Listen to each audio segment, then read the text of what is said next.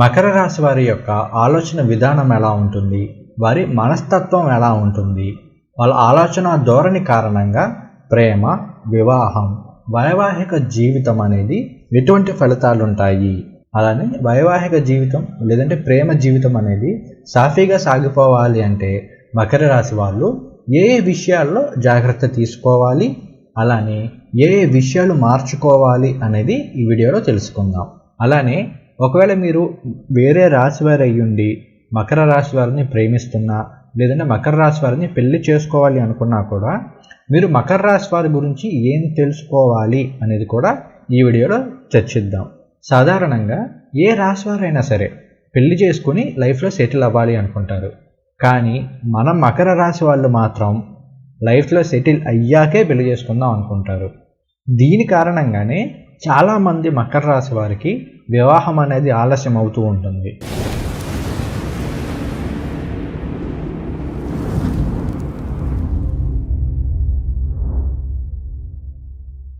నమస్తే ఫ్రెండ్స్, నా పేరు సూర్య Sunil. Welcome to Makar TV Telugu. ముందు మనం మకర రాశి వారి యొక్క ఆలోచన విధానం గురించి తెలుసుకుందాం. ఎందుకంటే ప్రేమ, వివాహం లాంటి విషయాల్లో కేవలం ఫిజికల్ అపియరెన్స్ మాత్రమే కాదు కదా, మెయిన్గా కావాల్సింది ఆలోచన. అంటే ఇద్దరు ఏ విధంగా ఆలోచిస్తున్నారు, వాళ్ళ మనసు కలుస్తుందా లేదా, వాళ్ళ మైండ్ సెట్ ఒకేలా ఉందా లేదా అనేది ఇంపార్టెంట్. చూడడానికి ఎంత బాగున్నా కూడా ఇద్దరు డిఫరెంట్ ఆలోచన విధానాలతో ఉన్నారనుకోండి, అంటే ఒకళ్ళు ఎడ్డామంటే ఇంకొకరు తెడ్డాం అనే రకంగా ఉంటే కనుక ఆ బంధం అనేది కలకాలం నిలబడదు. ఒకవేళ ఉన్నా కూడా ఇప్పుడు ఏదో ఒక గొడవలు అవుతూనే ఉంటాయి. కాబట్టి చూపుల కంటే కూడా మనసులు అనేవి కలవాలి. కాబట్టి ముందు మనం మకర రాశి వారి యొక్క ఆలోచన విధానం ఎలా ఉంటుంది అనేది తెలుసుకుందాం. ఇప్పుడు నేను చెప్పిన పాయింట్స్ కనుక మీకు బాగున్నాయి, బాగా నచ్చాయి, మీకు బాగా సెట్ అవుతున్నాయి అనుకుంటే నేను ఈ వీడియోలో చెప్పే విషయాల మీద మీకు ఒక నమ్మకం కూడా కుదురుతుంది. కాబట్టి ముందు మకర రాశి వారి యొక్క ఆలోచన విధానం గురించి తెలుసుకుందాం.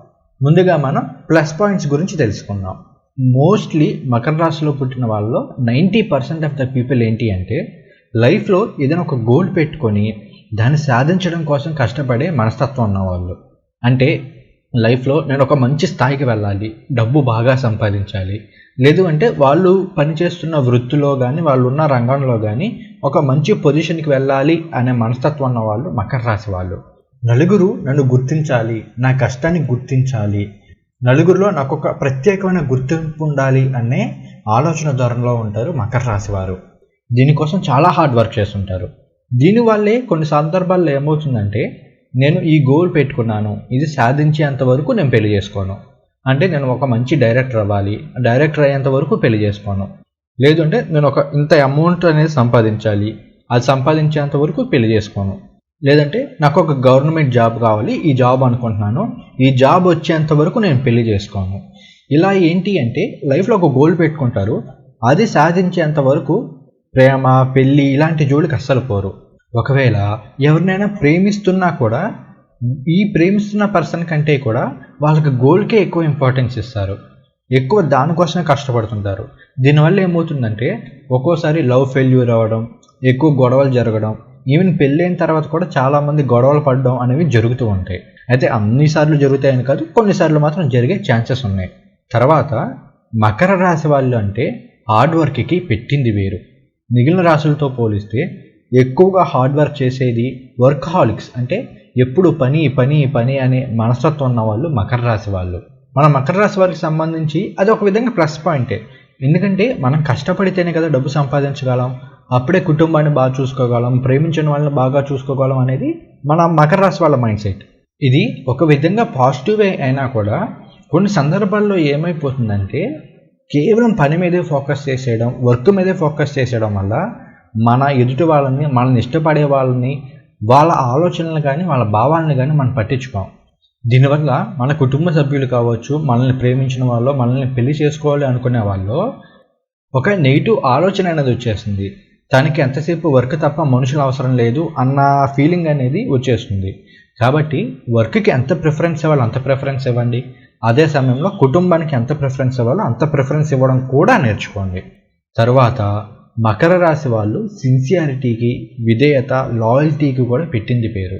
నమ్మితే ప్రాణాలు ఇచ్చే రకం మకర రాశి వాళ్ళు. ఏ విషయంలో అయినా సరే పని చేస్తున్న అంటే వర్క్కి సంబంధించి, బిజినెస్కి సంబంధించి, పార్ట్నర్షిప్కి సంబంధించి, లవ్, మ్యారేజ్ ఏ విషయంలో అయినా సరే మకర రాశి వాళ్ళు చాలా సిన్సియర్గా ఉంటారు. ఎదుటి వారిని మోసం చేయాలన్న ఆలోచన అనేది మకర రాశి వారిలో ఉండదు. అలానే మన స్వార్థం కోసం ఎదుటి వాళ్ళని వాడేద్దామన్న ఆలోచన కూడా మకర రాశి వారిలో ఉండదు. అయితే ఇక్కడ మకర రాశి వాళ్ళు ఎంత సిన్సియర్గా ఉంటారో ఎదుటి వాళ్ళు కూడా అంతే సిన్సియర్గా ఉండాలని కోరుకుంటారు. కొన్ని సందర్భాల్లో ఏ మాత్రం చిన్న తప్పు జరిగినా, ఏ మాత్రం చిన్న పొరపాటు జరిగినా కూడా వీళ్ళు ఆ తప్పుని, ఆ పొరపాటుని సహించలేరు. దీనితో కొన్ని సందర్భాల్లో ఆ రిలేషన్షిప్లో బ్రేకప్ అవడానికి లేదంటే విపరీతమైన గొడవలు అవడానికి కారణమవుతుంది. ఇక్కడ మకర రాశి వాళ్ళని గుర్తుపెట్టుకోవాల్సింది ఏంటి అంటే, అందరూ మనలాగే సిన్సియర్గా ఉండాల్సిన అవసరం లేదు. కొన్ని సందర్భాల్లో చిన్న చిన్న పొరపాట్లు జరుగుతుంటాయి, వాటిని మనం యాక్సెప్ట్ చేయగలగాలి. అలానే చేసిన వాళ్ళని మన్నించగలగాలి. అలానే మకర రాశిలో పుట్టిన వాళ్ళకు ఉండే ఇంకొక మెయిన్ ప్లస్ పాయింట్ ఏంటి అంటే, ఎదుటి వాళ్ళని చాలా తొందరగా అనలైజ్ చేయగలుగుతారు. అంటే స్టడీ చేయడం అన్నమాట. ఎదుటివాడు నిజం చెప్తున్నాడా, అబద్ధం చెప్తున్నాడా, వాడు ఏ ఉద్దేశంతో మన దగ్గరకు వచ్చాడు, వాడి ఆలోచన విధానం ఏంటి, వాడి క్యారెక్టర్ ఏంటి అనేది చాలా వరకు మకర రాశి వాళ్ళు చాలా బాగా గెస్ చేయగలుగుతారు. కొన్ని సందర్భాల్లో ఈ సిచ్యువేషన్ ఎలా ఉండొచ్చు, నెక్స్ట్ మనం ఏదో మీటింగ్కి వెళ్తున్నాం లేదంటే ఎవరినో కలవడానికి వెళ్తున్నాం, అక్కడ సిచ్యువేషన్ అనేది ఎలా ఉండొచ్చు అనేది కూడా మకర రాశి వారు అనలైజ్ చేయగలుగుతారు. ఈవెన్ కుంభరాశి వాళ్ళు అయితే ఇంకా బాగా చేయగలుగుతారు. బట్ మకర రాశి వాళ్ళకు కూడా ఆ టాలెంట్ అనేది ఉంటుంది. అయితే ఇది వ్యాపార పరంగా, ఉద్యోగ పరంగా ఇటువంటి స్కిల్స్ ఉండడం మంచిదే. కానీ రిలేషన్షిప్స్ పరంగా ఏమవుతుంది అంటే, టూ మచ్గా అనాలిసిస్ చేసుకుంటూ వెళ్ళిపోయారనుకోండి, అది ఏదో ఒక సమస్యను తెచ్చిపెడుతుంది. అంటే అక్కడ ఏమీ లేకపోయినా కూడా వీళ్ళు ఎందుకు ఇలా మాట్లాడారు, ఈ అమ్మాయి ఎందుకు ఇలా మాట్లాడింది, ఏ కారణంతో మాట్లాడింది అని ఆరాలు తీయడం మొదలు పెడితే ఏమవుతుంది, ఒక్కోసారి అసలుగే ఎసరు వస్తుంది. ఆ బంధం అనేది బ్రేకప్ అవడానికి ఛాన్సెస్ ఉంటాయి. కాబట్టి మరీ టూ మచ్ అనాలిసిస్ అనేది మంచిది కాదు. అలానే మకర రాశి వారిలో చాలా ఎక్కువగా కనిపించే లక్షణం ఏంటి అంటే సెల్ఫ్ రెస్పెక్ట్. అంటే మకర రాశి వాళ్ళు ఎలా ఉంటారంటే, వాళ్ళు తప్పు చేస్తే ఏమన్నా పడతారు, కానీ వాళ్ళు తప్పు చెయ్యకుండా ఎదుటి వాళ్ళు ఏమన్నా అంటే మాత్రం అస్సలు ఊరుకొని తత్వం మకర రాశి వాళ్ళది.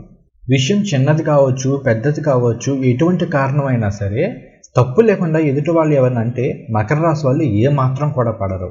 అది ఉద్యోగంలో అయినా, వ్యాపారంలో అయినా, చివరికి రిలేషన్షిప్స్లో కూడా మకర రాశి వాళ్ళు ఎలా ఉంటారంటే, మేమేమి మీ బానిసలం కాదు, నీకు బానిసత్వం చెయ్యట్లేదు, ఇక్కడ ఉద్యోగం చేస్తున్నా, లేదంటే ఇక్కడ వ్యాపారం చేస్తున్నా, ఇంతవరకే, నచ్చితే చెయ్యి, నచ్చకపోతే పో.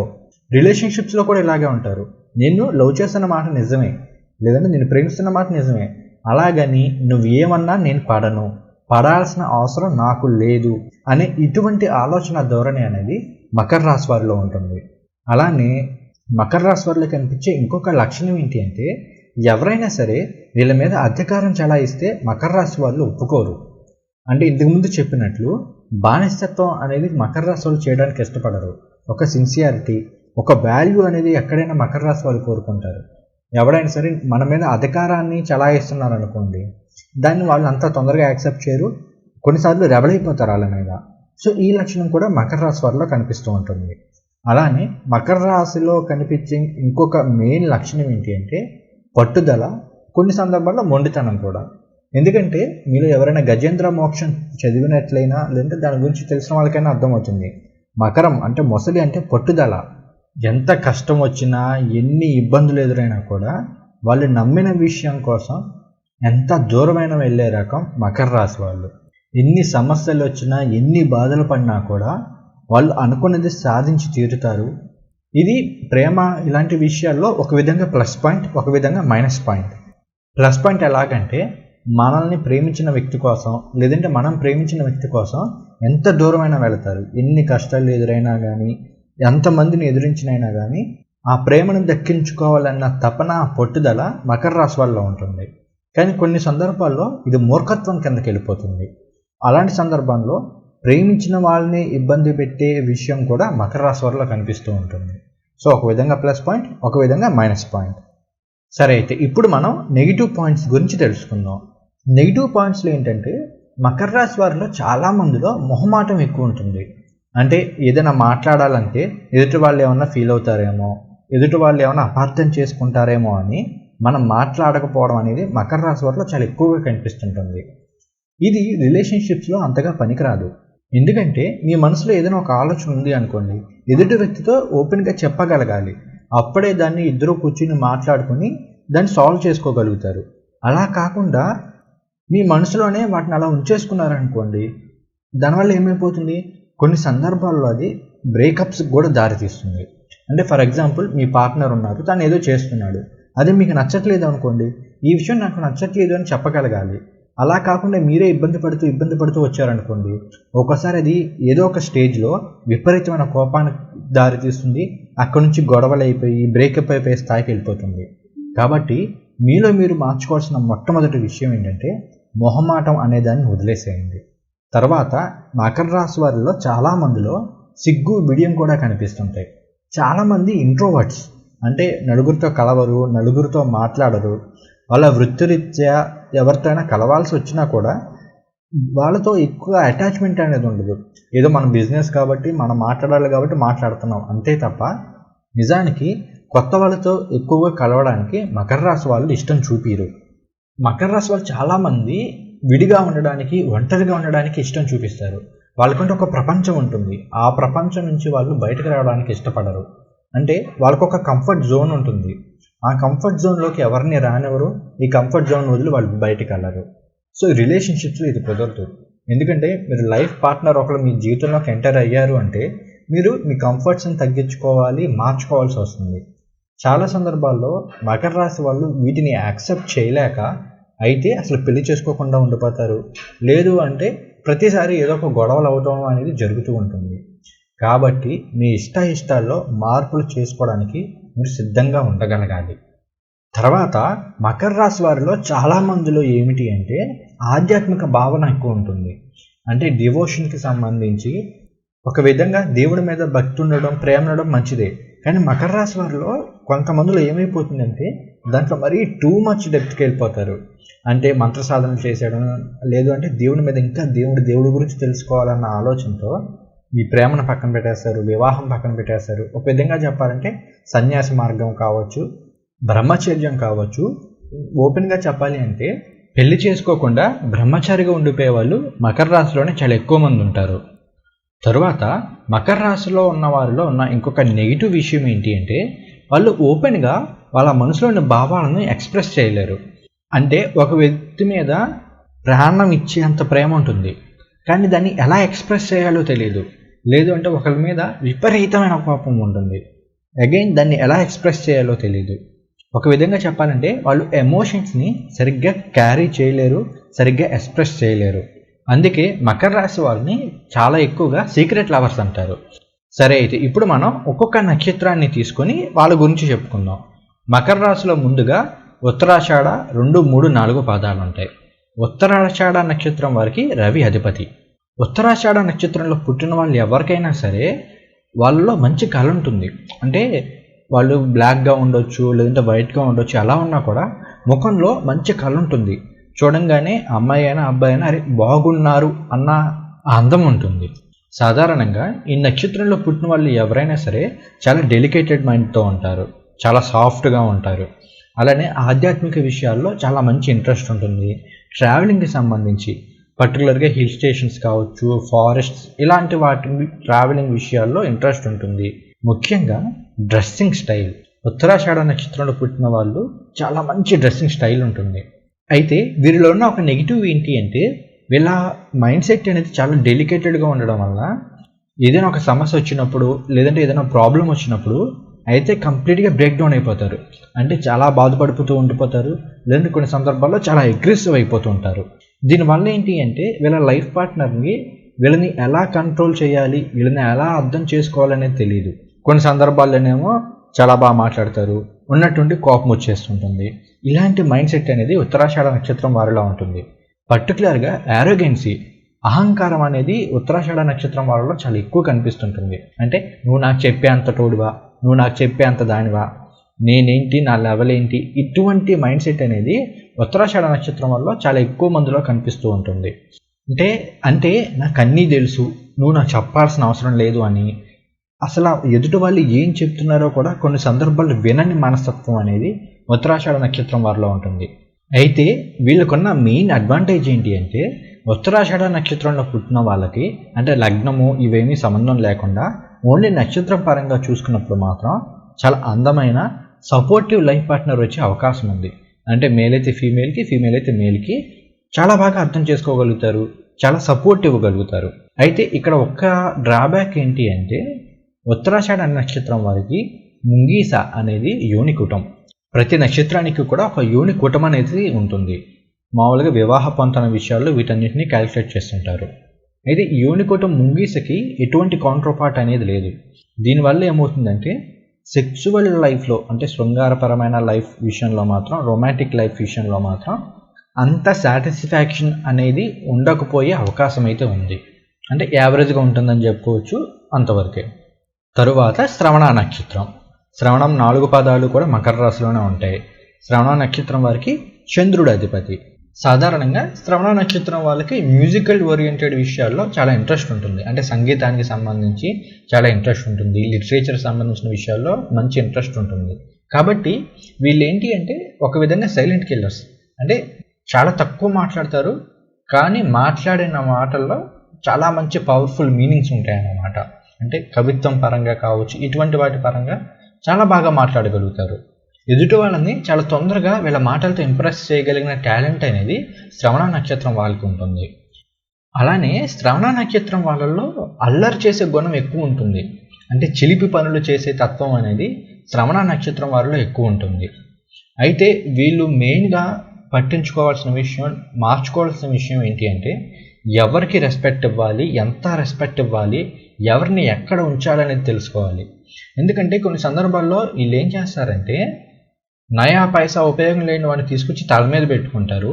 మనల్ని బాగా ఇష్టపడే వాళ్ళు, మనకి మంచి చేసే వాళ్ళనేమో తొక్కి పడేస్తూ ఉంటారు. అంటే పట్టించుకొని కూడా పట్టించుకోరు అన్నమాట.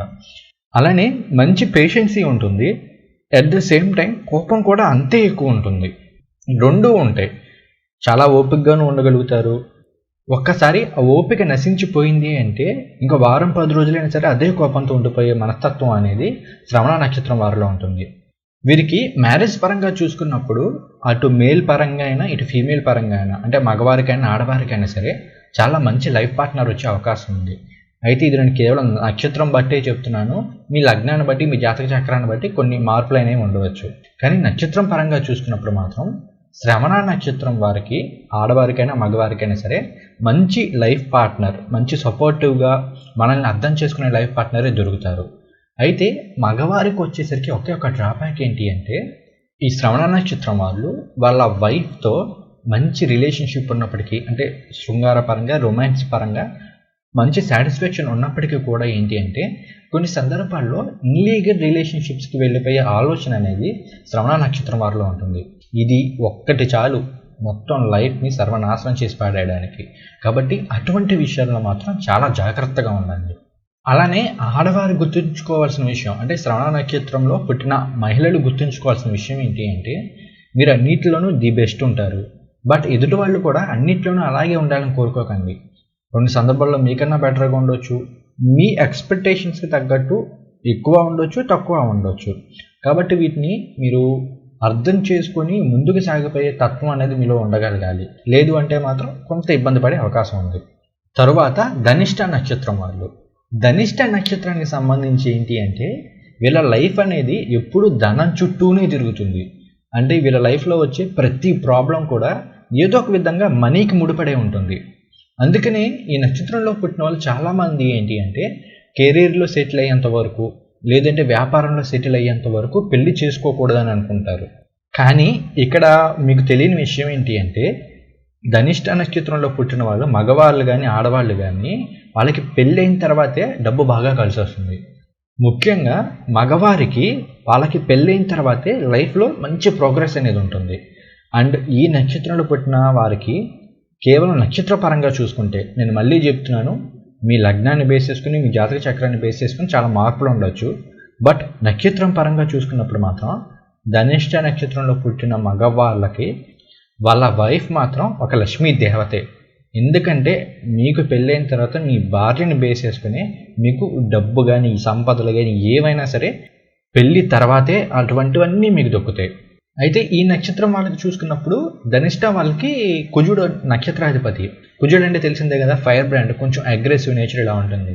కాబట్టి ధనిష్ట నక్షత్రంలో పుట్టిన వాళ్ళకి ఏంటి అంటే ఒక డామినేటింగ్ ఉంటుంది, అంటే ప్రతి దాన్ని డామినేట్ చేసే అలవాటు ఉంటుంది. ఇది ఒక విధంగా మంచిదే. కాకపోతే మరీ ప్రతి దాంట్లోనే మీరే నగ్గాలి, నేనే గెలవాలి అన్న బిహేవియర్ని మాత్రం మార్చుకోండి. ఎందుకంటే మనకొచ్చే లైఫ్ పార్ట్నర్ కూడా అర్థం చేసుకోగలగాలి కదా. వాళ్ళు ఎంత బాగున్నా, ఎంత ప్రేమగా ఉన్నా కూడా ఎక్కడో చోటున వాళ్ళకి బాధ ఉంటుంది కదా, అరే ఏంటి నేను ఇంత బాగున్నా కూడా ఇలా ప్రతిసారి నన్ను ఇలా చేస్తాడు, ఇలా మాట్లాడతాడు అని. కాబట్టి ఆ విషయంలో కొంత జాగ్రత్తగా ఉండండి. అలానే సాధారణంగా ధనిష్ట నక్షత్రంలో పుట్టిన వాళ్ళకి ఏంటి అంటే వాళ్ళ ఇన్లాస్, అంటే భార్య తరపు వాళ్ళ రిలేటివ్స్, అన్నతో కావచ్చు, తమ్ముడితో కావచ్చు, ఇలాంటి వాళ్ళతో సరైన రిలేషన్షిప్ అనేది ఉండకపోయే అవకాశాలు ఉన్నాయి. అలానే ఇంతకుముందు చెప్పినట్లు ధనిష్ట నక్షత్రం కుజ నక్షత్రం కాబట్టి కొంత ఆటుపోట్లు, అప్ అండ్ డౌన్స్ అనేవి అయితే మాత్రం ఖచ్చితంగా మ్యారేజ్ లైఫ్లో ఉంటాయి.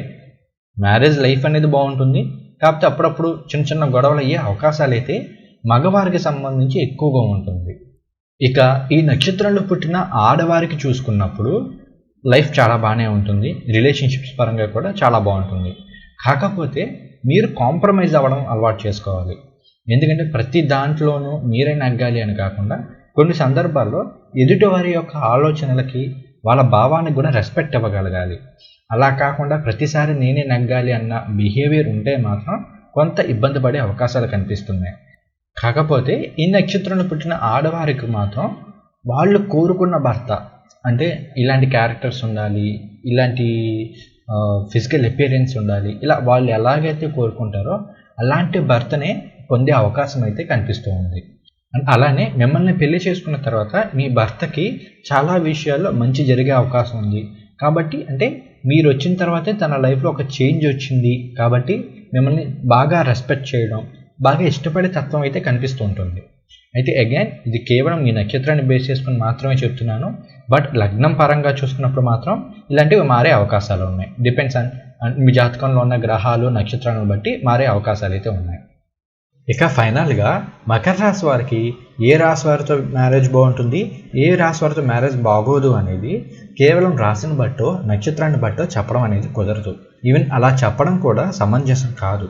ఎందుకంటే చూడండి, ఏ రాశి వారిని మీరు పెళ్లి చేసుకున్నా కూడా మీ మెంటాలిటీ వాళ్ళ మెంటాలిటీ అనేది ఒకేలా ఉండాలి.